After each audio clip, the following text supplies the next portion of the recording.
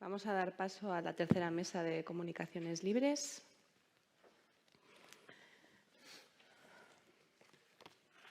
Sí, antes de empezar, bueno, primero dar las gracias a los valientes que estamos en la sala de la sesión de los Early Birders.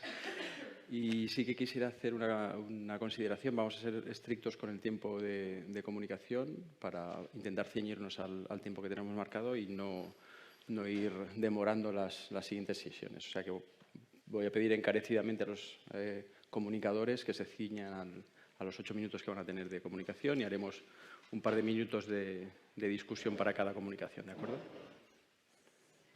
Pues sin más. Sí, la primera comunicación, estudio coste-efectividad del diagnóstico de trombosis venosa profunda en el medio hospitalario, el doctor Díaz Martínez. Buenos días, mi nombre es Manuel Díaz Martínez y voy a presentar el trabajo llamado Estudio coste-efectividad del diagnóstico de la trombosis venosa profunda en el medio hospitalario.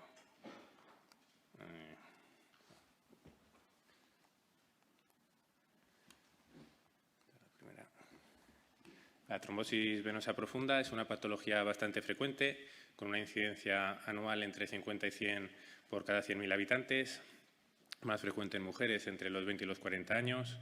Tiene diversos factores de riesgo: cáncer, enfermedades agudas, inflamatorias, infecciosas, estados de trombofilia.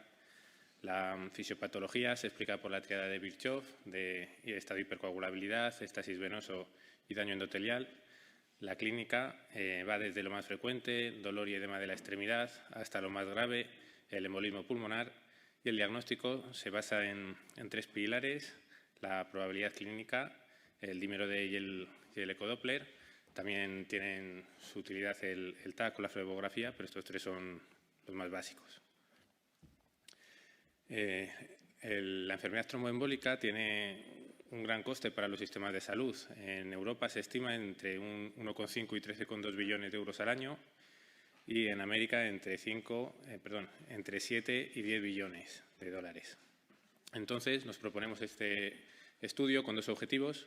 En primer lugar, estudiar qué coste nos está generando en nuestro centro el diagnóstico de esta patología, y en segundo lugar, hacer un estudio de costo-efectividad de 2 estrategias diferentes. La primera, una muy frecuente en los servicios de urgencias, que es pedir el dímero D a todas las sospechas de trombosis venosa profunda.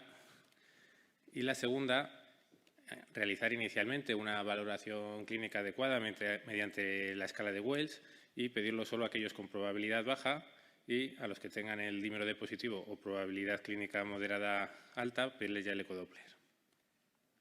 Entonces, hacemos un estudio prospectivo de todos los pacientes que atendemos con sospecha de trombosis venosa profunda en 6 meses, entre mayo y octubre del 2019, y analizamos pues, la clínica, principalmente los factores de la escala de Wells, la presencia asociada de tromboembolismo venoso, el resultado del dímero D, del ecodoppler y los costes. En costes medimos lo que se valora de la atención simple en urgencias sin ingreso hospitalario, el reactivo dímero D y la realización del ecodoppler, que lo sacamos del Boletín Oficial de Castilla y León, del BOCIL, y de la unidad de costes del hospital. Y el análisis estadístico lo hacemos con SPSS. Tenemos una muestra de 249 pacientes con una edad media de 70 años y el 46,59% desarrollaron trombosis venosa profunda. En aquellos pacientes con trombosis venosa profunda, respecto a aquellos que no la presentaron, resultó estadísticamente significativo más frecuente, sobre todo dolor, edema y empastamiento, también sexo masculino, cáncer, embolismo pulmonar, menor diagnóstico alternativo y menor obesidad. En cuanto a los costes, la atención simple en urgencias está valorada en 101,41 euros, el reactivo dímero D 3,85 y la realización de un ecodoppler 88,86 euros. Esto, calculado con nuestra muestra de 249 pacientes, resulta que hemos generado un gasto total en el diagnóstico de 47.934,63 euros, que dividido entre nuestros 249 pacientes supuso 192,5 euros por paciente. Entre aquellos pacientes que inicialmente tenían una probabilidad clínica baja de presentar TVP, un 9,4% lo presentó, frente a un 78,94% de los que tenían una probabilidad media alta según la escala de Wells. Para el objetivo secundario de comparar las dos estrategias, cogemos como muestra solo los 144 pacientes a los que se le midió el dímero D, para tener así la muestra homogénea a la que poderle aplicar las dos estrategias. En la estrategia número 1, de pedírselo a todos, resultó un coste de 190,41 euros por paciente frente a 188,51 euros por paciente de la estrategia número 2, que ambas estrategias fueron la primera un 1 y la segunda un 2% más económicas que la que habíamos generado en nuestro hospital. En cuanto a la efectividad, el dímero D tiene una sensibilidad y un valor predictivo negativo muy alto, de 100%, en contra una especificidad bastante bajita, del 7%, y la escala de Wells, la probabilidad clínica pretest en nuestra muestra, pues tuvo una sensibilidad y valor predictivo negativo, aunque menor que el dímero D, bastante alto también, de 88 y 90% respectivamente, con una especificidad y valor predictivo positivo bastante alto también, de 78 y 74%.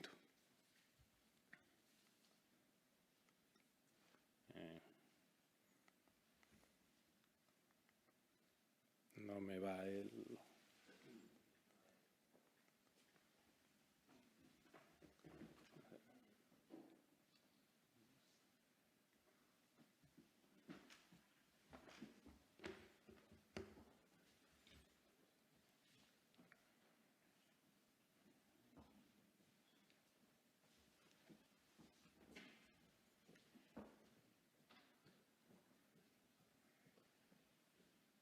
O si no, si luego quieren ir pasando desde ahí, también me sirve. Esta es una tabla que compara las dos estrategias, sensibilidad, especificidad, valores predictivos y los costes frente al coste real que habíamos generado nosotros. Siguiente. Y ahora bien, ¿qué nos dicen las guías? Pues este es el algoritmo de la última guía de la Sociedad Europea que salió en enero, que coincide con la estrategia número 2 que habíamos comparado. Dice claramente que hay que hacer un adecuado estudio clínico previo, bien mediante la escala de Wells o otra validada, y pedir solo el dímero D a aquellos que tienen una probabilidad clínica pretest baja, es decir, la estrategia número 2. En cuanto a la coste-efectividad, en nuestro país se realizó este estudio en el 2016, pero con algunas diferencias con el nuestro. Estaba basado en un estudio de atención primaria, mientras que el nuestro es de atención hospitalaria. Es un estudio realizado en Cataluña, que todo lo que hemos medido, desde el reactivo dímero D, la atención en urgencias o el ecodoppler, pues presentan costes de base diferentes que los que están valorados en nuestra comunidad. Ellos estudian sobre todo los pacientes que derivan desde los centros de atención primaria a las urgencias de los hospitales, frente a que nosotros, en nuestros criterios de inclusión, son los pacientes que nos llegan a nosotros desde urgencias o de diferentes otros servicios del hospital. Para ellos, por esto mismo, su principal fuente de costes es la derivación, frente a que para nosotros, como todos están ya en el hospital, es la realización de pruebas diagnósticas complementarias, como el dímero D o el ecodoppler, pero la conclusión es la misma, pues que hay que usar algoritmos diagnósticos, y podríamos concluir que cuando sospechamos una trombosis venosa profunda en un paciente hay que realizar en primer lugar pues, un estudio clínico y adecuarlo a las escalas que hay, como la escala de Wells, y esto tiene que ser parte fundamental del proceso diagnóstico, porque este proceso diagnóstico se puede mejorar, porque hemos visto que podríamos haber ahorrado hasta un 2% en su realización, y los algoritmos diagnósticos en este caso, están ahí, están en las guías, están para algo y hay que usarlos. Gracias por su atención.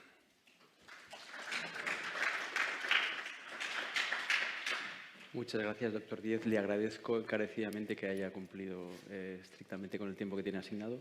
¿Alguna pregunta en los asistentes que haya surgido a raíz de la comunicación?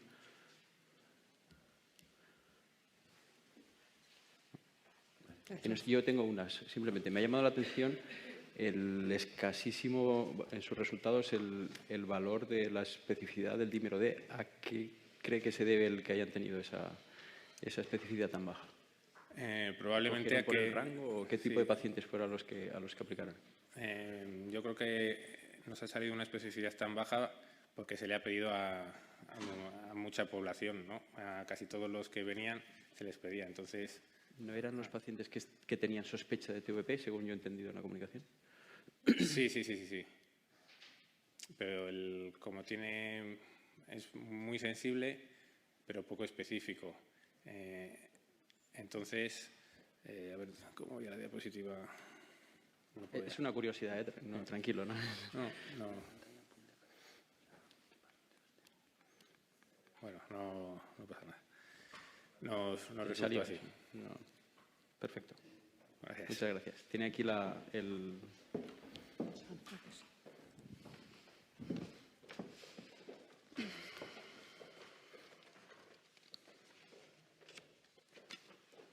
La siguiente comunicación lleva por título Trombosis venosa profunda durante el periodo de vacunación frente al SARS-CoV-2.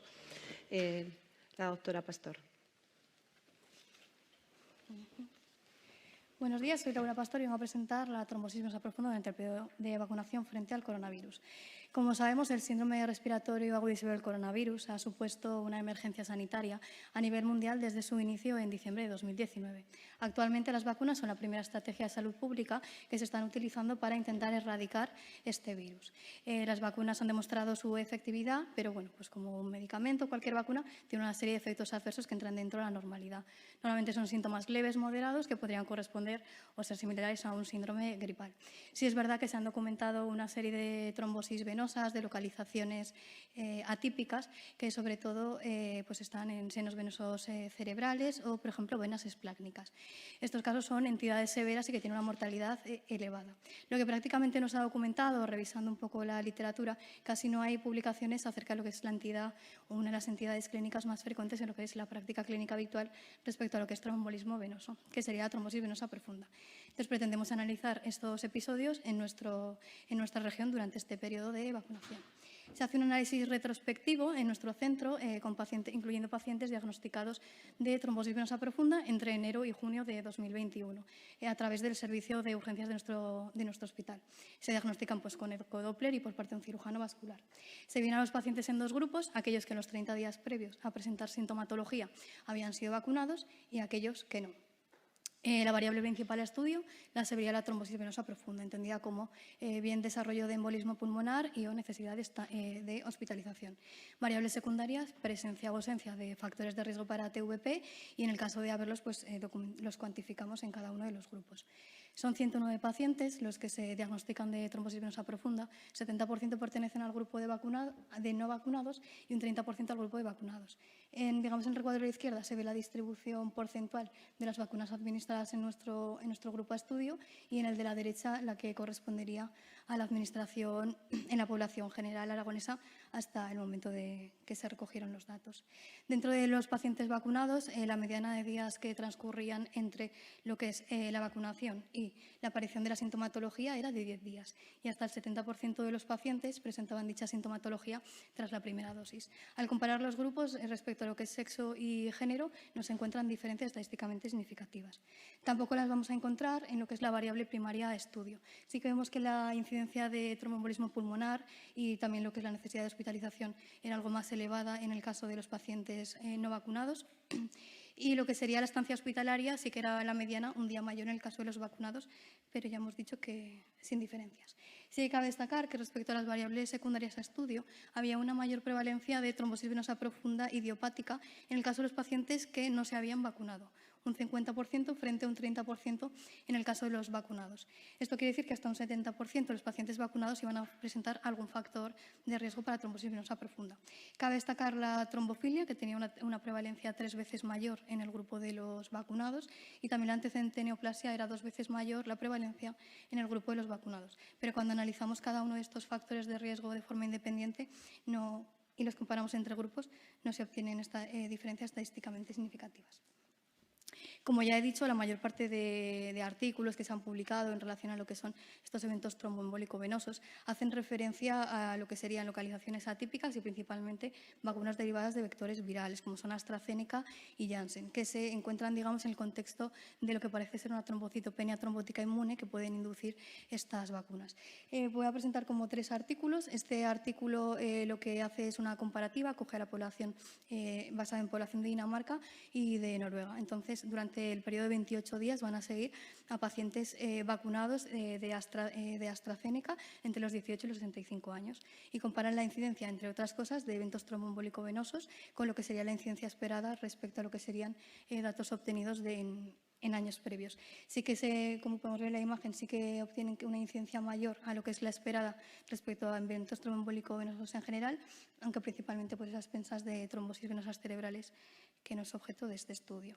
Otro estudio es un análisis, es un estudio descriptivo. Básicamente toma la base de datos de farmacovigilancia de lo que sería el marco económico europeo, coge los eventos adversos de también AstraZeneca que había habido entre febrero y marzo. 50.000 efectos adversos y únicamente documenta 16 trombosis venosas profundas. 12 pertenecían a mujeres, 5 desarrollan también embolismo pulmonar y 4 eran en varones que no desarrollan ninguno de ellos embolismo pulmonar. El único artículo que he encontrado respecto a que incluye más de una vacuna que son Pfizer, Moderna y AstraZeneca, también es un estudio también descriptivo y toma en este caso como base de datos la que sería la base de datos de farmacovigilancia de la OMS.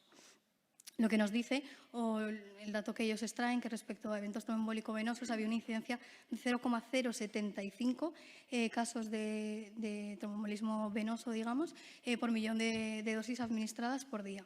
Es una incidencia muy bajita, la verdad, pero ellos sí que sugieren que a partir de este análisis que realizan, se presentan o generar una hipótesis que pueda sugerir que hay una relación de estos eventos trombóticos con estas 3 vacunas.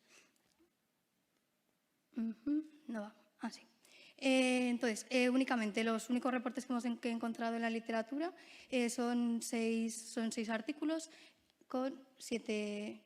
Son 5 artículos, perdón, con 6 casos. La mayor parte son mujeres, edad variable, aparecen todas las vacunas y luego, pues, similar a lo que sería nuestro estudio, casi más del 70% más o menos tras la primera dosis y más del 60% presentan factores de riesgo.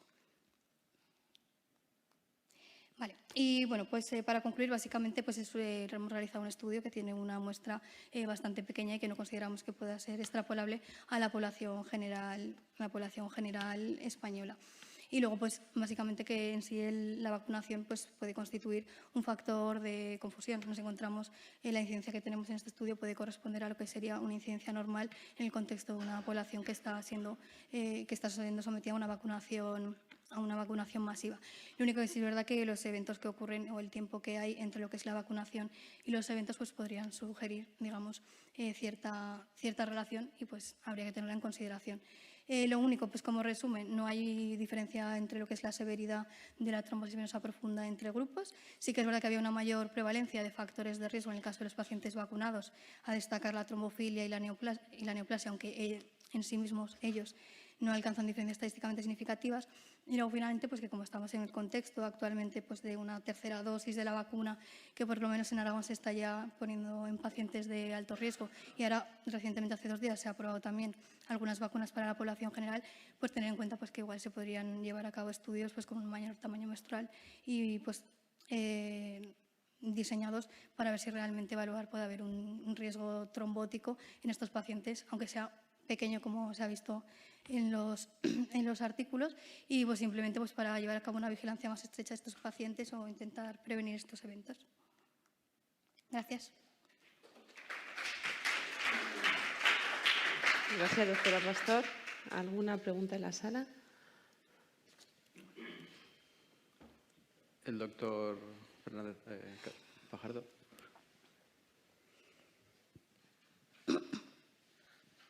¿Qué tal? Buenos días.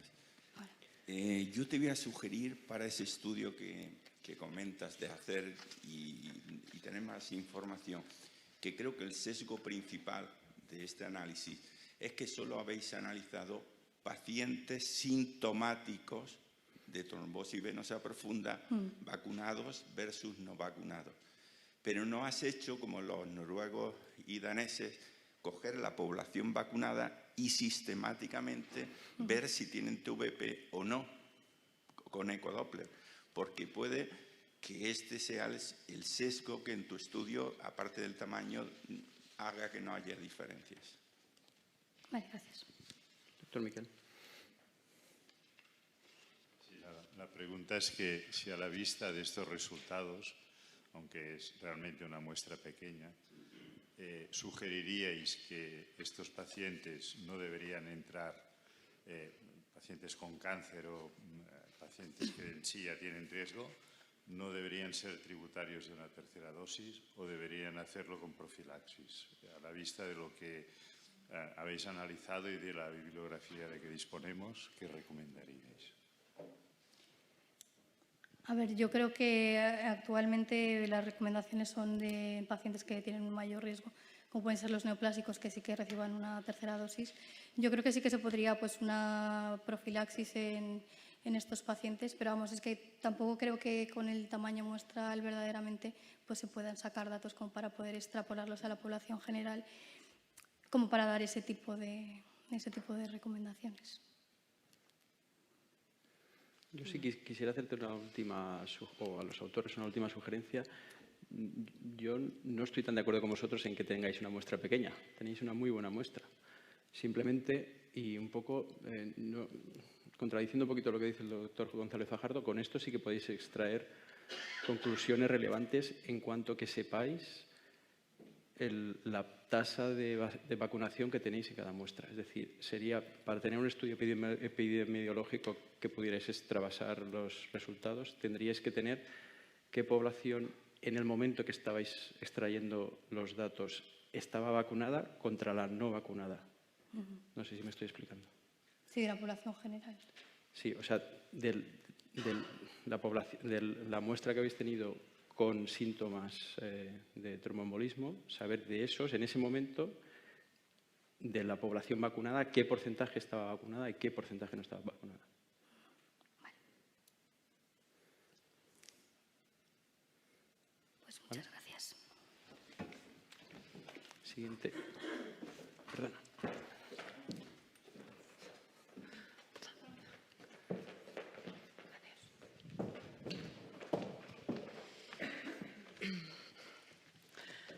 La siguiente ponencia lleva por título Tratamiento de los linfoceles tras cirugía de varices con escleroterapia con espuma de polidocanol. Un tratamiento de primera elección efectivo y seguro. La doctora Reina. Hola, buenos días a todos. Muchas gracias por aceptar la presentación al Comité Científico.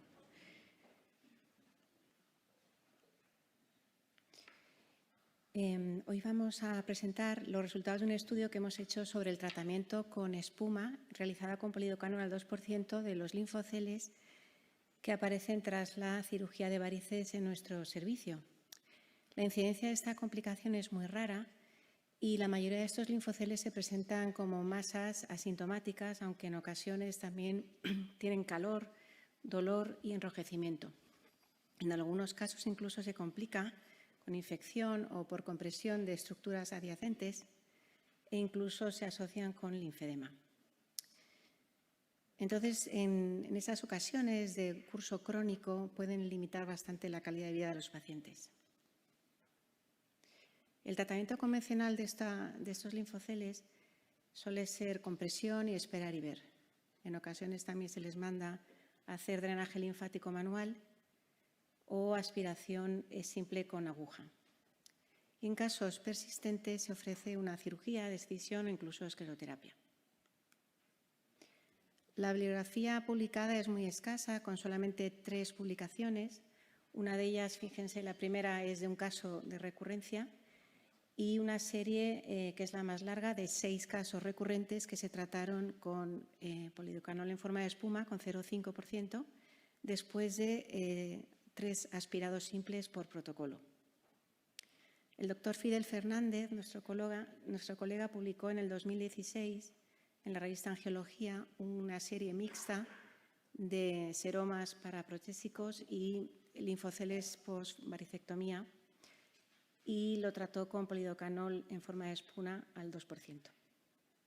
Todas estas publicaciones demostraron que era un tratamiento efectivo y seguro, es decir, todos los linfoceles finalmente desaparecieron. Les quiero presentar la experiencia preliminar en nuestro centro, en la Cruz Roja, en Madrid, donde comenzamos este tratamiento después de que el doctor Fidel Fernández nos enseñara a hacerlo durante uno de los cursos que realizábamos en nuestro hospital. Empezamos en marzo en 2016 y hasta ahora.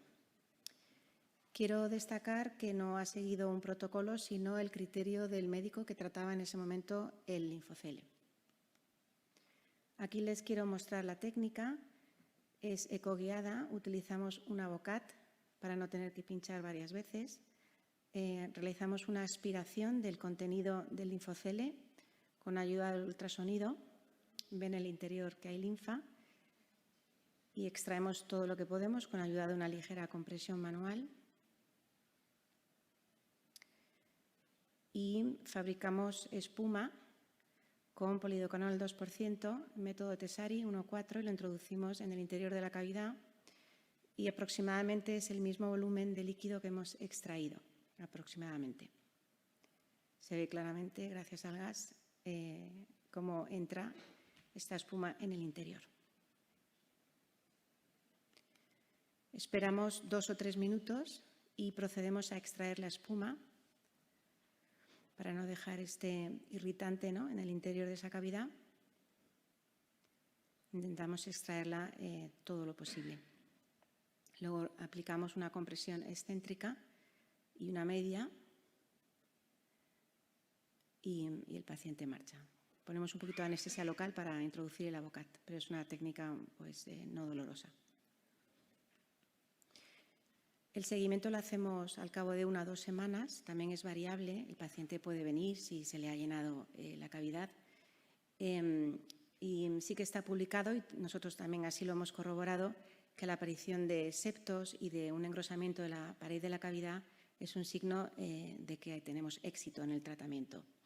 Y esto aparece tanto después de las aspiraciones simples con aguja como después de los tratamientos con escleroterapia. El objetivo del estudio fue verificar la efectividad y la seguridad de este tratamiento en nuestra unidad. Se trata de un estudio observacional, descriptivo y retrospectivo, donde analizamos 34 linfoceles en 33 pacientes que complicaron 2.690 cirugía de varices, es decir, un 1,2% desde marzo de 2016 hasta diciembre del 2018. Las cirugías se realizaron mediante ablación con radiofrecuencia y stripping acompañadas de flebectomía y todos los linfoceles se localizaron en las zonas de la flebectomía, ninguno en la disección inguinal, 13 en la pierna y 1 en el muslo. Las variables analizadas fueron demográficas, síntomas, las complicaciones debidas a la propia cirugía como al tratamiento del linfocele o al linfocele per se, el tiempo de resolución de los linfoceles y los detalles técnicos. El tratamiento, tenemos 4 grupos de tratamiento. El grupo 1, que fue tratado mediante compresión. El grupo 2, que fue tratado solo mediante aspiración simple con aguja. El grupo 3, que fue tratado mediante aspiración simple con aguja y en aquellos casos en los que no había resolución, se cronificaba, había recurrencia, se aplicaba tratamientos con escleroterapia. Y el grupo 4, que fue tratado desde el principio con espuma. De todas las variables analizadas, solamente encontramos diferencias estadísticamente significativas en los síntomas, siendo el grupo 3 y el grupo 4 más sintomáticos respecto al grupo 1 y 2.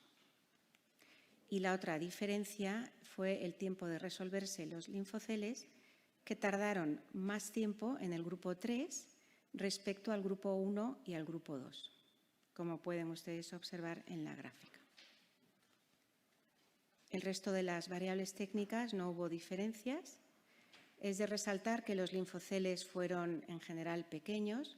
Los más grandes fueron los del grupo 3, que tenían este volumen aspirado de en torno a 2 mililitros, pero comparado, por ejemplo, con la serie de Moritz pues fueron unos linfoceles pequeños. En cuanto a las complicaciones, las debidas al tratamiento del linfocele, solamente observamos un eczema menor debido a la terapia compresiva. Los 4 tratamientos fueron seguros y no hubo diferencias. En cuanto a las complicaciones secundarias a la cirugía de las varices o al propio linfocele, pues tampoco hubo diferencias entre los 4 grupos y las no fueron muy numerosas y fueron las habituales de este tipo de cirugía. En conclusión, este es el estudio más largo en este campo. Hemos observado, podemos concluir que es un tratamiento efectivo y que es seguro, al igual que las anteriores publicaciones.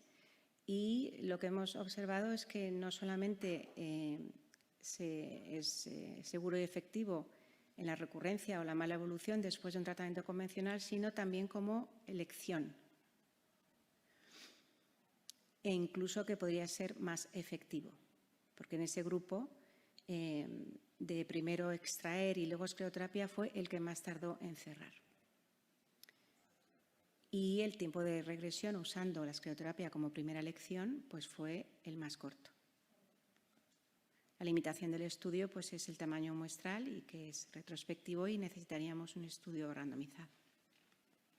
Hasta que tengamos este estudio, lo que hemos cambiado, como que ahora sí que tenemos un protocolo en nuestro centro, es que en aquellos linfoceles que son pequeños, de menos de 1 mililitro y asintomáticos, pues hacemos compresión y una aspiración simple, y sin embargo aquellos que son más sintomáticos o que extraemos más de 1 mililitro, directamente les aplicamos la espuma. Muchas gracias.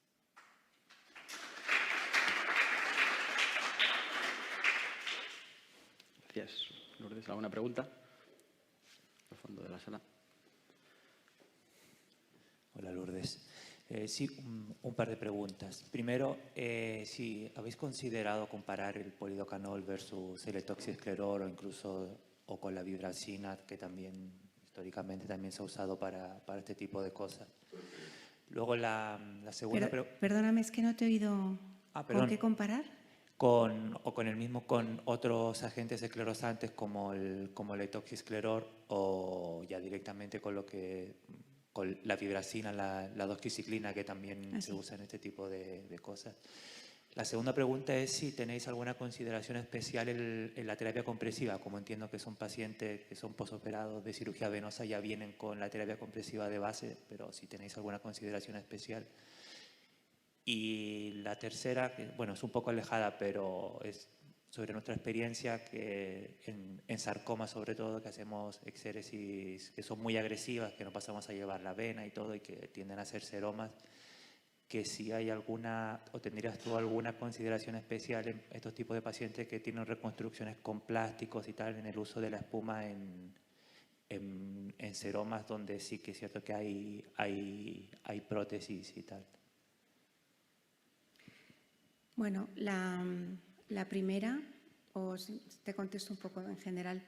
La experiencia que hay publicada, sobre todo, es con otro tipo de cirugías, como tú muy bien apuntas, donde hay una gran disección y destrucción de tejidos, y es donde hay más experiencia en cuestión de publicaciones. Y ahí sí que se ha empleado la escleroterapia con espuma, con éxito, como el doctor Fidel Fernández también nos enseñó, ¿no? Que en las apariciones de seromas, ¿no? En la cirugía de disección amplia, como los axilo-bifemorales, pues tuvo unos casos con mucho éxito. Respecto a la utilización de otras sustancias irritantes, pues yo, por lo que he podido revisar en la literatura, la espuma de polidocanol es de las más seguras, porque las otras producen mucha irritación y incluso dolor, ¿no? E inflamación. Y la última pregunta, ¿cuál era?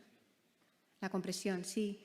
Lo que hemos también ganado y aprendido en el tratamiento de estos pacientes es el beneficio de una compresión adecuada para una insuficiencia linfática, porque sí que hemos observado que esa lesión linfática no solamente es local, sino es generalizada y muchos pacientes al final los hemos enviado al servicio de rehabilitación y han mejorado mucho con el drenaje linfático manual, aquellos casos que eran más rebeldes, y por supuesto usando una media de baja elasticidad de tricotado plano adecuado a la insuficiencia linfática, ¿no? Que podría ser preexistente y se reagudizó con esta cirugía, ¿verdad?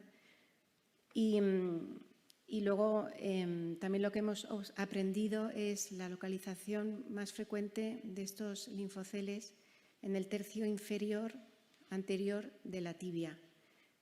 Esa zona, nosotros ahora es difícil que hagamos una flebectomía ahí, hacemos mucha más escleroterapia de varices y las flebectomías siempre más cuidadosas, y esa zona hemos observado que es de mayor riesgo, que es esta zona del tobillo, justo arriba.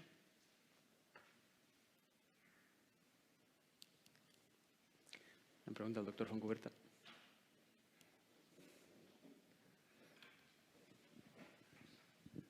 Gracias, Lourdes. Yo quería hacerte una pregunta respecto al método. Es decir, si este tipo de tratamientos lo hacéis con el paciente ingresado y con reposo, es decir, asociáis al tratamiento de la inyección de escleroterapia, pues reposo, compresión, etcétera, o son tratamientos ambulatorios donde el paciente a continuación se va a casa. Y luego la segunda pregunta es la elección del 2%, si el objetivo de la espuma es esclerosar o irritar una cavidad quística, donde hay muy poco riesgo de provocar un problema, ¿por qué no emplear porcentajes mayores? Es decir, si hay alguna reflexión respecto a eso o hay algún tipo de experiencia donde realmente no convenga superar ese porcentaje. Respecto a la primera pregunta, lo hacemos en consultas, totalmente ambulatorio, es un procedimiento indoloro, tardamos muy poco tiempo y el paciente se va a su casa y no le decimos que haga reposo especialmente, o sea que sí que aplique su compresión en la zona y la compresión lo mejor posible, pero la verdad que son pacientes que a veces son bastante crónicos y si le limitas tanto, ¿no?, la vida habitual, su actividad diaria, y tampoco pensamos que eso vaya a cambiar la historia natural de la enfermedad, el que haga más o menos reposo, ¿no? En segundo lugar, la elección del polidocanol al 2% es, bueno, de las tres publicaciones, la que tenía la anterior, la de Moritz, con la serie de 6 casos, había empleado polidocanol al 0,5% y la verdad que los resultados eran peores, claramente, tardaban mucho más tiempo, incluso casos de 1 año. Y sin embargo, la experiencia que nos transmitió el doctor Fidel Fernández era que era mejor, ¿no?, con esta concentración más alta. Es verdad que la publicación suya no encuentras con detalle, ¿no?, los tiempos, no, pero en su experiencia él nos dijo que era más rápido y así lo hemos comprobado, que los tiempos han sido de 70 días, 30 días, ¿no?, en el caso de primera elección, 1 mes. Mucho más corto que las publicadas con 0,5%, que era en torno al año. O sea, la diferencia es brutal. Y el utilizar al 3% podría ser. Esto es una experiencia preliminar. La verdad que no ha habido reacciones adversas. El extraerlo pues también habrá ayudado. Es verdad que no hay riesgo de que esto vaya a ningún vaso sanguíneo. Es una cavidad fibrosada y pues me parece muy buena idea, ¿sí? Pasa que habría que observarlo, hacer una comparativa. Lo cierto es que no harían falta muchos casos. Hicimos un cálculo de tamaño muestral y se podría hacer un estudio randomizado con cierta facilidad. Es algo que se podría hacer, sí. Interesante. Bueno, si no hay más preguntas. Muchas gracias, Lourdes. Enhorabuena.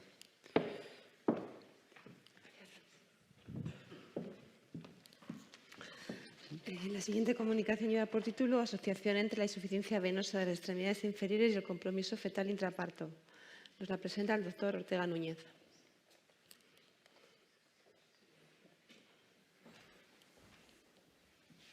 Buenos días.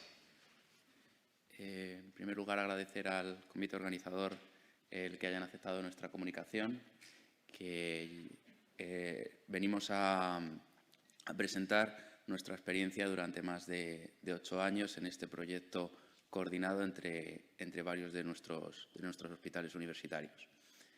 Como todos ustedes saben, la insuficiencia venosa crónica durante el embarazo, que ya estuvimos hablando ayer de este concepto, está asociada en España, en el caso de un estudio en la atención primaria, a casi el 40% de las mujeres. Casi el 40% de las mujeres que consultan a su médico de cabecera en atención primaria lo hacen por la aparición de venas varicosas durante el embarazo. La insuficiencia venosa crónica durante el embarazo sabemos que es asociada a un 30% de aparición en este periodo.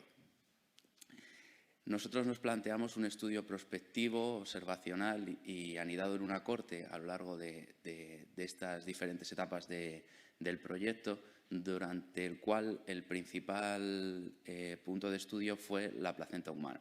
En concreto, esta estructura, que es la vellosidad placentaria, donde se produce este intercambio venoso entre la madre y el feto. El planteamiento que realizamos era que la hipótesis es ver cómo la cámara intervellosa, durante se produce esta fístula arteriovenosa, se adapta a esta protusión de hipertensión venosa.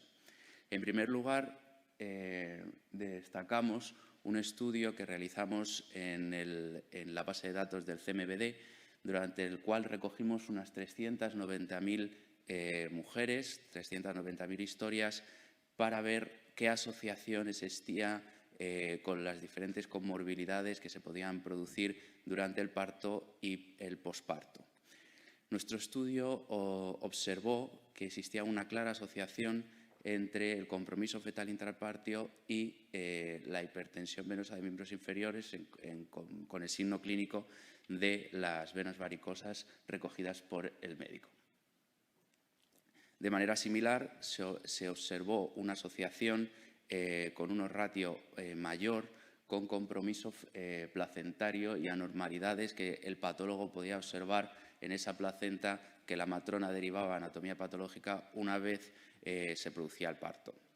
Nuestra experiencia, en concreto, fue en este estudio multicéntrico realizado en 3 hospitales de la Comunidad de Madrid, referente a cómo se adaptaba esta placenta, qué cambios histopatológicos podría sufrir.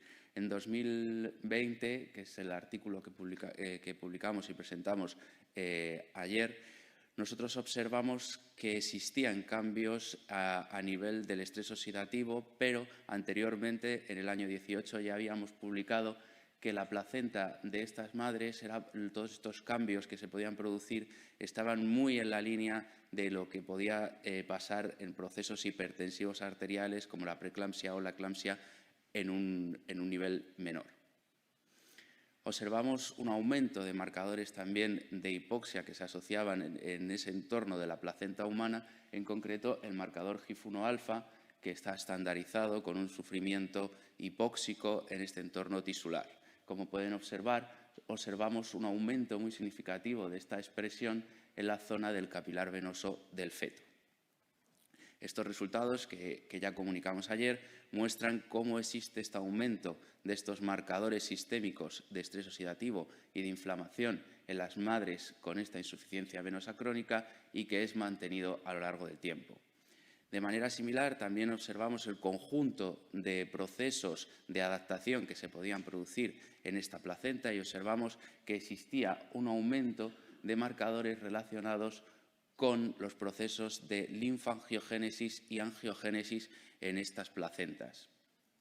También observamos que podía pasar con marcadores también estandarizados con los procesos hipertensivos, como la preeclampsia. En concreto, estudiamos FLT1 y PIGF, que sabemos que en los procesos hipertensivos arteriales se asocian a un compromiso intraparto, y en nuestro caso sí que pudimos observar también cómo este aumento era significativo en estas mujeres. Realizamos un estudio metabolómico para observar los cambios que se producían a nivel sistémico y observamos, en este estudio publicado en el año 2020 por nuestro grupo de investigación, cómo existía una desviación de ciertas ceramidas, de ciertos polisacáridos también, que se alteraban en estas mujeres con la insuficiencia venosa crónica. Esta gráfica, que ya presentamos ayer en el trabajo publicado en el año 2020, mostraba cómo existía una acidificación del pH fetal medido en el momento del parto. El siguiente punto que realizamos, que publicamos en el año 2021, fue estudiar qué pasaba realmente con estos recién nacidos, con estos niños.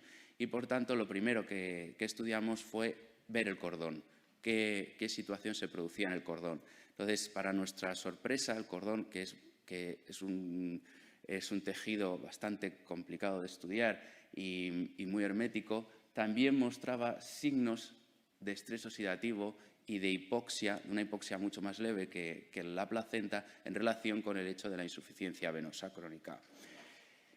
Destacamos que en este momento del compromiso intraparto el marcador más fiable que tiene el neonatólogo es el test de Apgar, como todos sabemos, y que este se mantenía significativamente disminuido tanto al minuto como a los 5 minutos. Por tanto, estos niños seguían una evolución desfavorable en este momento del parto y fueron objeto de un estudio posterior que estamos en proceso de análisis. Muchas gracias por su atención. En concreto, también queremos destacar que, como dijimos ayer, todas estas madres no retornan a la clasificación CEAP previa una vez se concluye el parto. Muchas gracias. Muchas gracias.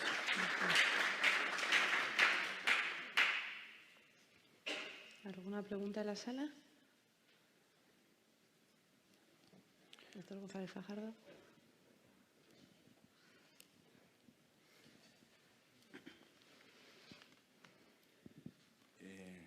Yo te voy a preguntar una que creo que probablemente lo piensen mucho. ¿Cuál es la explicación? Porque tú nos has hecho una descripción, pero ¿cuál es de lo que se ve? ¿Cuál crees tú que es la explicación fisiopatológica por la que la insuficiencia venosa de las piernas repercute en esos cambios placentarios? Porque no has explicado, hay modificaciones, pero ¿cuál es la razón? La razón principal es en este retorno venoso que se produce. O sea, realmente la placenta sabemos que hace una presión sobre los miembros inferiores.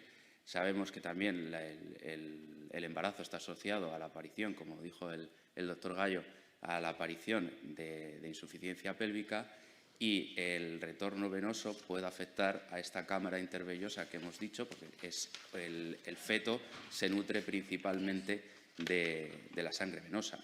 Entonces, este posible éxtasis que se esté produciendo en todo este territorio venoso puede afectar a este intercambio venoso, que es muy sensible y muy dinámico.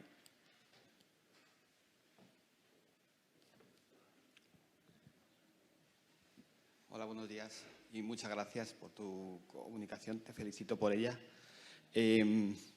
Por lo que yo he entendido, se produce una serie de cambios inflamatorios, una serie de alteraciones endoteliales en las propias venas, que son las que luego se van a transmitir hacia la placenta. ¿Más o menos es eso? Bueno, nosotros no estudiamos o sea, hacemos un estudio flebológico de la vena de la madre, pero no hacemos una safectomía de la madre. Nuestra experiencia de asociación se basa en nuestros estudios preliminares. O sea, pues creemos, evidentemente, que todos estos procesos fisiopatológicos también están en el territorio venoso propio, o sea, en este caso de la safena. Vale, o sea, que tú no es que pienses que las alteraciones que se producen en la insuficiencia venosa se estén transmitiendo directamente a la placenta, sino que son, digamos, como dos efectos paralelos entre sí. Sí. O sea, realmente sería como un efecto sistémico que está afectando a la placenta. O O sea, una respuesta ante este proceso hemodinámico. Ajá. Entonces, como el uso de medias de compresión sí se ha demostrado que puede producir una disminución en el estrés oxidativo, mejora la función endotelial, etcétera, ¿piensas que tus resultados variarían si tú a tus pacientes les pones a todos una terapia compresiva? Yo creo que en un porcentaje elevado sí. Sí, sí. O sea, yo creo que ese es uno de nuestros horizontes, poder modificar un poco, bueno, la guía clínica no, pero sí un poco los protocolos que se realizan en obstetricia. Muchas gracias. Muchas gracias a usted. Bueno, tengo una pregunta para ti. Lo primero, felicitarte, me parece una comunicación realmente interesante. ¿Habéis visto algún tipo de relación entre el compromiso fetal intraparto y el grado de la clasificación CEAP? Me explico. A mayor grado de clasificación, mayor compromiso intraparto, fetal intraparto. La mayoría de estas mujeres eran un C2 y C1 había menos, y nosotros no hemos visto esa asociación que pudiera ser quizá a lo mejor con un tamaño muestral más elevado, ¿no? Pues pudiera existir, pero no lo hemos visto. En el caso del CMBD, donde se recogían estas 400.000 mujeres, es verdad que a partir de esta experiencia nosotros hemos podido cambiar el partograma que hace el obstetra. Entonces ya por lo menos le pregunta a la señora un poco, bueno, ¿cómo es la pigmentación de la piel? Tal. Entonces podemos hacer un poquito más de idea en este conjunto. En nuestra corte no hemos visto esa asociación que pudiera existir, o sea, no es estadísticamente significativa. Es cierto que, como decíamos ayer, pues a todos nos viene a la cabeza, ¿no?, que cuanto más nos metemos en la escala CEAP, pues pueda existir más compromiso. Parece lógico, parece lógico. Muchas gracias. Gracias a usted. Gracias. Aquí tienes el diploma. Gracias. La siguiente comunicación lleva por título Evaluación de la formación, conocimientos y actitud sobre la enfermedad venosa crónica en el pregrado de Medicina en España. Doctor Morales, muchas gracias. Hola, buenos días y lo primero, muchas gracias por aceptar esta comunicación, que es muy sencilla. La verdad es que después de las comunicaciones anteriores, pues esto parece una cosa más. Bueno, hacer una pequeña introducción. Yo soy profesor asociado a la Universidad de Murcia y año tras año me ha llamado la atención el desconocimiento que los alumnos de los últimos cursos de la carrera tenían pues, sobre la patología venosa. Desconocían casi todo, la clasificación CEA, desconocían... En fin, ese es un tema que siempre me ha llamado la atención. Y pues, un hijo mío empezó a hacer medicina, ahora tengo ya dos, uno ya acaba y el otro, y aprovechando que tenía más amigos que también estudiaban medicina, pues vi que eso no solamente ocurría en la Universidad de Murcia, sino que ocurría en otras muchas facultades, y aprovechando que él tenía que hacer un trabajo fin de grado, pues le propuse que hiciéramos, que hiciera el trabajo, yo le aconsejé y le ayudé, que hiciera una encuesta a nivel nacional sobre cuál era la formación realmente que existía. Y este es el trabajo, es un trabajo bastante sencillo. El tema es que me hubiese gustado que lo hubiese presentado él, porque la verdad es que mi intención cuando le propuse esto, que se hubiese hecho, en fin, amigo de la vena o vascular, y al final se ha hecho especialista en aparato digestivo. Pero bueno, por eso me toca a mí presentar la comunicación, pero aquí estoy.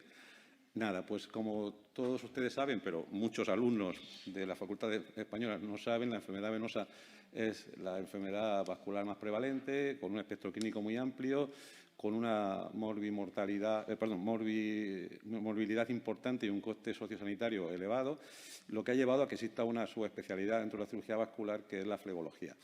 Realmente el interés de la patología venosa no solamente se limita a los flebólogos, porque seas especialista en cirugía, dermatólogo, médico de familia, internista, rehabilitador, traumatólogo, vas a tener que ver, ginecólogo, vas a tener que ver pacientes con patología venosa. Y bueno, pues es también conocido que la flebología pues, está infravalorada, esto ya se ha publicado y se ha comentado muchas veces. Es también conocido que durante la formación de posgrado de los residentes la patología, como puede ser lógico, la patología arterial eclipsa a la formación venosa, pero no se había publicado, por lo menos nosotros no encontramos nada que hablara de que podía existir un déficit también en la formación pregrado. Algo de esto se ha comentado en otras especialidades, la radiología intervencionista, la medicina de familia, pero no habíamos visto nada sobre flebología. Entonces, por esta idea, pues eso, se diseñó el trabajo fin de grado pues es una encuesta hecha a estudiantes de los últimos cursos de medicina o a médicos recién terminados que todavía no habían empezado a ejercer y que estaban preparando el MIR. Se trata de un muestreo no probabilístico mediante un formulario que hicimos mediante Google Forms y que se difundió, que esto fue, yo creo que es lo más laborioso del trabajo, mediante Twitter. O sea, probamos diferentes métodos, mandar cartas a los delegados de facultad, pero no contestaba nadie. Entonces, al final, pues hicimos una cuenta de Twitter y buscando como audiencia estudiantes de medicina, que eso pues te metías en los grupos de amigos, y al final conseguimos pues difundir la encuesta y tener un número importante de respuestas. Bueno, pues nosotros, la estadística, pues valora los datos de filiación, fundamentalmente la edad, sexo y la universidad del estudiante, el número de clases teóricas y prácticas y la especialidad del profesor, algunos conocimientos flebológicos muy someros, y luego pues evaluaba la actitud del estudiante hacia la enfermedad venosa antes, o sea, al principio de la encuesta y al final, porque durante la encuesta al estudiante se facilitaban bastante información sobre la prevalencia, sobre la importancia sanitaria. Entonces, queríamos ver si había habido un cambio hacia la enfermedad. Y luego pues, también le pedimos que valorase, visto lo visto, si él pensaba que la formación flebológica que había recibido era adecuada y si debería mejorarse. Bueno, pues conseguimos 351 encuestas válidas. Pues, en fin, bueno, la edad y el sexo es lo normal de los estudiantes de medicina. Y el dato importante es que conseguimos resultados de todas las facultades. Esto es así porque mantuvimos el trabajo hasta conseguir, vamos, podíamos no haber llegado, pero cuando dijimos ya tenemos todas las facultades, pues cortamos. Entonces, al final conseguimos 351 de todas las facultades, y algunas más, obviamente, que otras, con lo cual pues, la muestra es muy representativa. En cuanto a la formación, pues la pregunta de cuántas clases había recibido de enfermedad venosa, el 54% había recibido al menos una clase completa y el 25% una clase que habían hablado de patología venosa, pero probablemente junto con otra patología como la linfática. En cuanto a la formación práctica, el 48% no admitían no haber hecho ninguna práctica, ningún seminario ni ninguna actividad en relación con la enfermedad venosa crónica y el 80% una. Y en cuanto a la especialidad del profesor, pues, bueno, había de diferentes especialidades, pero si quitamos los que no sabían precisarlo, pues una mayoría de profesores eran especialistas en patología vascular. En cuanto a los conocimientos flebológicos, pues el 60% de los encuestados acertaron con el término correcto de flebología. La prevalencia, bueno, aquí este es el tipo de pregunta que hicimos muchas veces, que era explicar un poquito al alumno por las circunstancias, que tenía una prevalencia muy alta, que el 2%, en fin, unos datos. Entonces, le preguntábamos al final si el profesor le había transmitido esa importancia o no se había transmitido. Entonces, el 42% de los alumnos sí que reconocían que su profesor le había transmitido la alta prevalencia, un 38% le sonaba de algo el tema de la nueva nomenclatura anatómica, Esta sí que tuvo mejor puntuación, el 87% de los estudiantes, con lo cual es importante que por lo menos tienen claro de que es una enfermedad que es prevenible, que existen factores modificables. Pero, en cambio, por ejemplo, en los síntomas pues fallaron, solamente el 53% pues, acertó el síntoma menos típico. En cuanto sí que acertaron que el ecodoppler es el gold estándar para el diagnóstico, la clasificación CEA, pues a la mayoría no les sonaba y no la conocían. También fue un porcentaje muy bajo el tema de la úlcera venosa, con la operación más típica de la úlcera venosa. Y luego, pues esta pregunta era de preguntar al estudiante si él, cuando fuera médico, si algún paciente o algún familiar le preguntaba sobre qué tipo de tratamiento podía ser mejor en su caso, si él se veía capacitado para contestarle. Y solamente el 21% reconocía que tenía conocimientos para ese tema. En cuanto al alto coste social y económico de la enfermedad, un 32%. Y en cuanto a la importancia de los trastornos pélvicos, solamente uno de cada 5. En total, si lo sumamos todo, pues suspendían, o sea que un 44% de respuestas correctas. En cuanto a los cambios de actitud hacia la enfermedad, esta era la primera pregunta que le hacíamos. Le pedíamos al estudiante que clasificase 5 enfermedades: la ataraxia de cardia, la enfermedad venosa, la úlcera gastrodenal, la esclerosis lateral amiotrófica y la sífilis, y que la valorase de 5, a cada una le pusiese un valor de 1 a 5, ¿no? Y la misma pregunta se volvía a hacer al final de la encuesta. Entonces, se observa cómo, tras conocer los estudiantes realmente el valor de la enfermedad venosa, había un aumento significativo en la importancia de la enfermedad venosa respecto a las otras 4 enfermedades, ¿no? Y también hacíamos lo mismo con la actitud con la opinión del estudiante sobre la formación recibida, ¿no? Al principio y al final. Entonces se ve cómo existe un descenso significativo en la evaluación, en la evaluación de su formación que ellos pensaban que era mejor de la que realmente habían recibido cuando tenían más información. Y en cuanto a la pregunta de si se debería mejorar, visto lo visto, el 93% recomendaban que debería haberse mejorado su formación filológica durante el pregrado. Con lo cual, pues, podemos concluir de que pues, esta encuesta demuestra por primera vez, porque ya digo, no hay nada publicado, por lo menos que no lo hayamos encontrado, que por lo menos en las universidades públicas españolas, que yo supongo que será también fuera de España igual, pues existe un déficit de formación en la patología venosa a nivel del pregrado. Este déficit se basa pues, en una falta de planificación porque hay pocas clases teóricas y pocas clases prácticas y, bueno, pues, y conduce a un déficit de conocimientos, con lo cual hace que se infravalore la enfermedad. Y, bueno, pues después de conocer la importancia real de la enfermedad, el 93% de los estudiantes encuestados reconocían que se debería haber mejorado su formación durante el pregrado. Pues nada, eso es lo que teníamos que comentarles.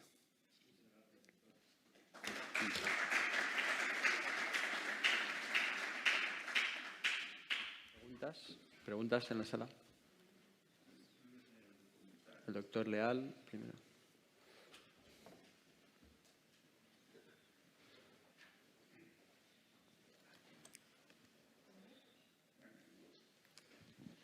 Yo mi comentario es felicitarte porque has mostrado una radiografía de la realidad. Y lo digo como profesor. Creo que las sociedades, el capítulo flebológico en este caso, debe ganar o debemos ganar la universidad. Si no formamos en el pregrado, difícilmente vamos a tener una atención primaria buena y una sensibilidad en los estudiantes hacia todo lo que es nuestra especialidad. Y creo que tu aportación es significativa por mostrar esa realidad. Así que enhorabuena. Muchas gracias.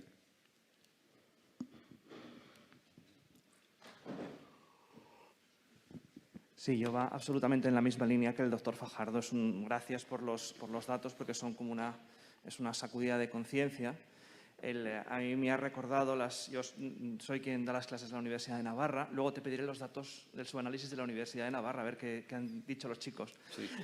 Me interesa. Sí, están ahí. Bueno, se decía que no queríamos evaluar a ninguna facultad. De hecho, los datos son muy pequeños porque a lo mejor de Navarra hay uno. Hay 15, luego lo hablamos.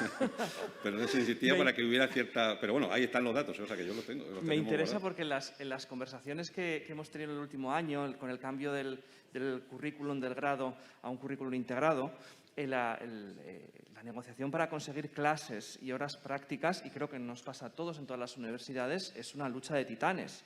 Y generalmente a quien tenemos enfrente son a los cardiólogos, que son quienes tienen la formación en la universidad.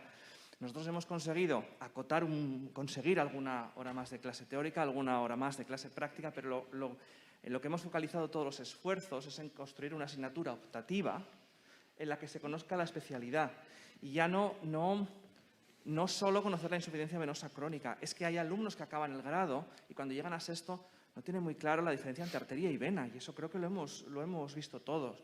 Entonces, 100% de acuerdo con lo que dice el doctor Fajardo, es nuestra responsabilidad y tenemos que ganar la batalla en la universidad, sin duda, en el pregrado. Es como al final vamos a conseguir vocaciones y es como al final vamos a conseguir mejores especialistas. Claro, eso es así. Totalmente de acuerdo. Un último comentario, por favor, que vamos justos de tiempo. Bueno, ¿tú también querías, Cristina? Enhorabuena por el trabajo, me parece muy sorprendente también los resultados y la forma en la que se han recogido los datos a través de Twitter. Ha sido la única manera de poder recluir una muestra un poco valorable. Ese es mérito mío. Bueno, yo le ayudé a mi hijo, a mí me gustan las redes sociales y eso fue un problema de cómo acceder a la gente, porque claro, no es fácil, no hay un método, porque ya te digo, las facultades, el delegado, que si algún profesor que conocíamos, amigos de mi hijo, que oye, pues lo difundían entre compañeros, pero claro, con eso no. Entonces, Twitter lleva la posibilidad de hacer un buscador y entonces tú metes palabras claves de buscar y entonces Pues estudiante de medicina era lo primero, pero es que ya luego nos entramos en términos como medicoblasto, por ejemplo, que es una cosa que en el perfil de Twitter mucha gente, medicoblasto. Entonces, oye, ponía medicoblasto, te metías, encontrabas uno en la universidad y te metías en sus amigos, y sus amigos había muchos que eran como él, entonces los seguías.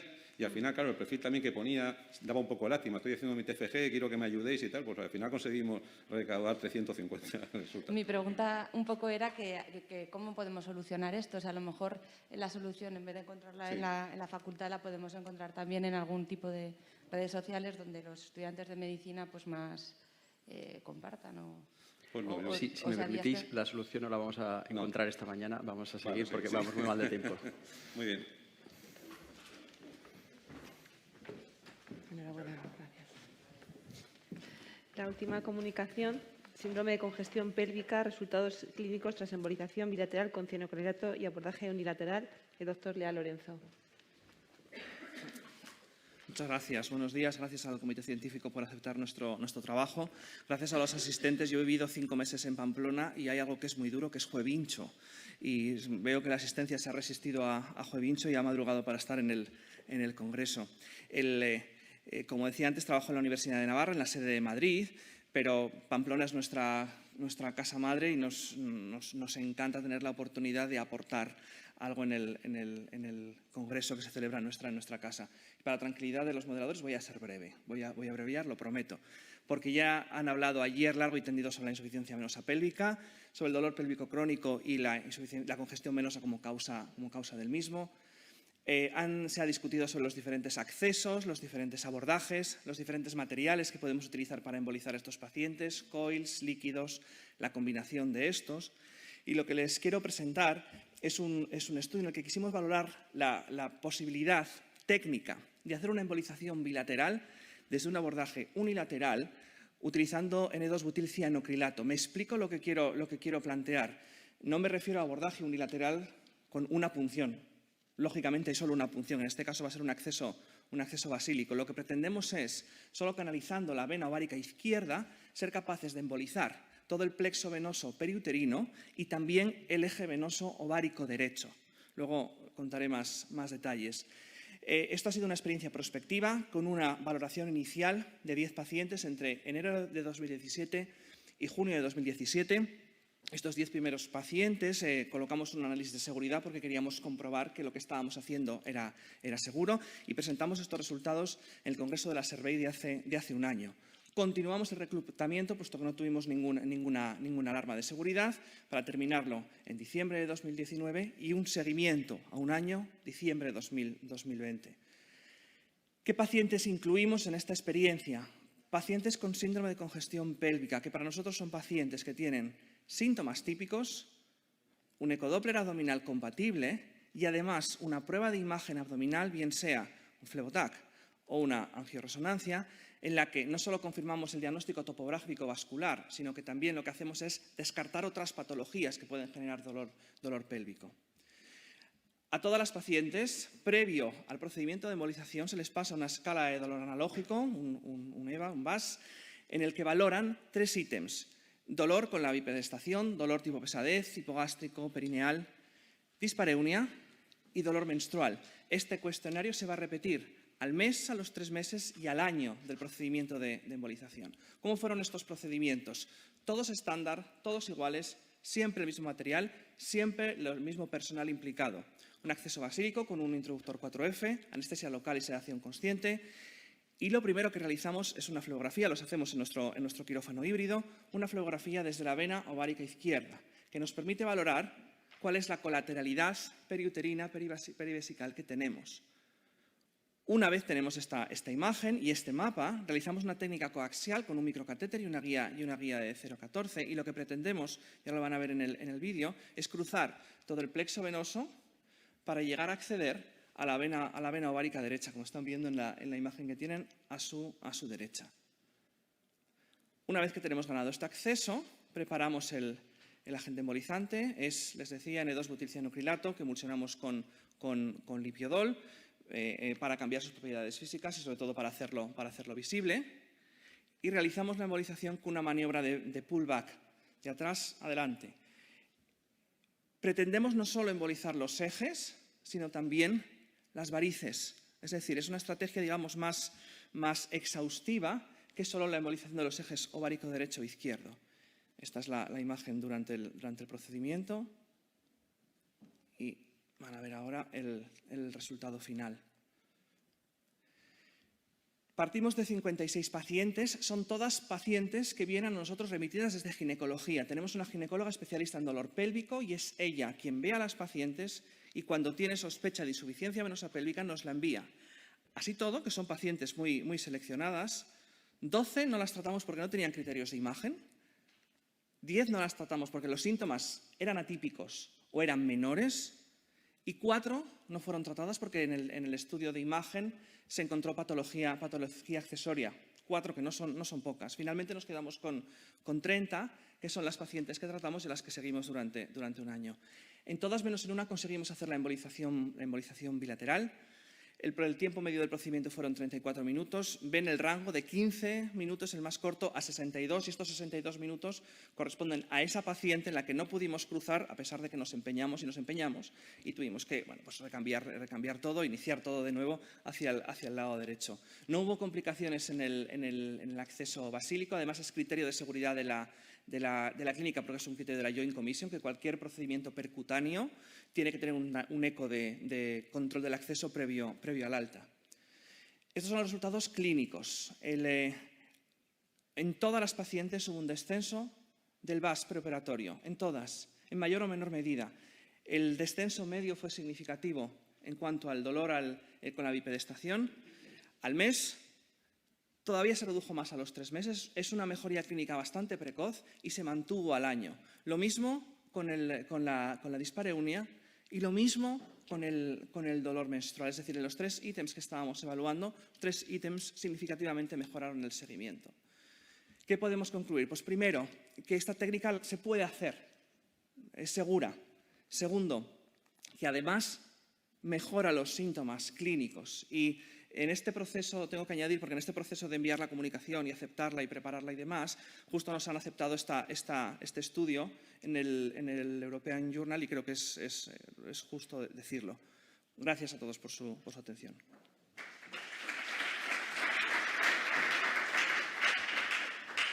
Gracias, Nacho, por tu brevedad. Se te reconoce. ¿Alguna pregunta? Primero al fondo y después el doctor Fontcuberta y lo dejamos aquí. I just wanted to congratulate you. It's an amazing advancement. At the same time, with glue, we know from recent literature we could have issues with granuloma or intensive inflammatory reaction. In case this happened in the abdomen, how would you approach this complication? Can you repeat the final part of the question? In case it happens in the abdomen, to have granuloma or inflammatory reactions like we experience in the lower limbs, how would you approach this kind of complication? And I want to congratulate you again for the very interesting study. Thank you very much, and thank you for your question. The thing is that I didn't mention during the presentation, but 27% of the patients treated in this experience had an inflammatory syndrome immediately after the procedure, and that is because of the material we use, the embolic agent we use. 100% of the patients received as a treatment, a cycle of treatment with non-steroid anti-inflammatories during seven days. I don't have data to support what I'm going to say, but what I think is that this inflammatory reaction is directly related with the massive embolization we perform in the procedure. And I don't have comparative data, but it's the feeling we have. The more we treat, the more inflammation we had. At the same time, the more improvement in the symptoms we have in the follow-up.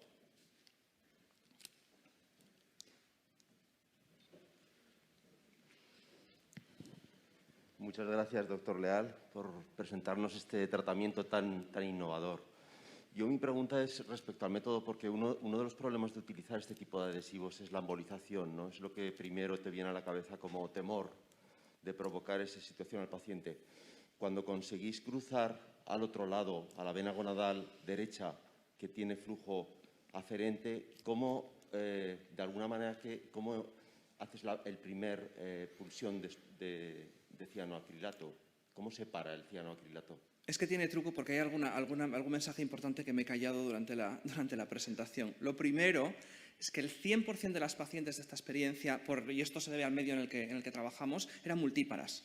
90% grandes multíparas, es decir, 3 o más embarazos. Y el 100% de las pacientes tenían incompetencia ovárica bilateral. De manera que ese primer lanzamiento que hacemos en la vena ovárica derecha está directamente parado por el reflujo. Por eso nos da mucha seguridad. No ha habido ningún episodio de embolización y, de hecho, en la primera parte del estudio, los primeros 10 pacientes en los que nos preocupaba la seguridad, a todas las pacientes les hicimos un angiotac torácico antes del alta. Esto no lo he contado porque lo hemos presentado en otro congreso. Y no había señales de embolización, cosa que nos dio mucha tranquilidad. Última, doctor Arroyo. Felicidades, Nacho. Enhorabuena. Nos encontramos muchas veces que, aunque no se vea en el angiotac o en otras pruebas de imagen, cuando haces la flebografía, la gonadal tiene ramas y que salen desde arriba, ¿no? Esas ramas de la gonadal derecha que te dejas, ¿cómo las manejas? Es que una de las ventajas de hacerlo así es que todas esas ramas que son incompetentes no nos las dejamos. Ten en cuenta que si tenemos, y muchas veces pasa, las imágenes que he presentado son, pues, lógicamente, las más sencillas y las más bonitas, pero muchas veces tenemos una vena gonadal izquierda que desde el tercio proximal de la renal tiene 3 ramas y 3 troncos. Lo bueno de utilizar el agente líquido es que no hay que canalizar selectivamente esos 3 troncos. Es que en una vena que es claramente incompetente, cuando lanzamos el Glubran, que es el producto que utilizamos, desde arriba, y la concentración del Glubran la cambiamos en función del tipo de paciente que tenemos, el propio adhesivo va penetrando en todas las ramas, y lo mismo en la vena ovárica derecha. Muy bien. Muchas gracias. No hay más preguntas. Creo que vamos a dar por concluido esta sesión de comunicaciones, que ha sido realmente muy interesante. Doy la enhorabuena a todos los autores de las comunicaciones. Y sin más, vamos a dar paso a la siguiente actividad. Muchas gracias a todos por la asistencia y aprovechen el congreso.